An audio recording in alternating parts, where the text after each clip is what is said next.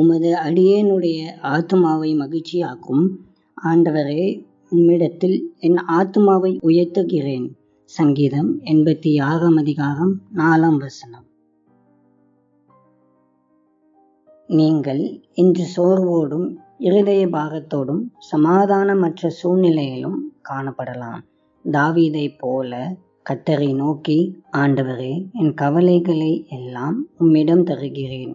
என் ஆத்துமாவை உம்மை நோக்கி உயர்த்துகிறேன். என்னை மகிழ்வித்தருளும் என்று அறிக்கை செய்யுங்கள். உலகத்தால் கொடுக்க முடியாத தெய்வீக சந்தோஷமும் அமைதியும் உங்கள் இருதயத்தை நிரப்பும்.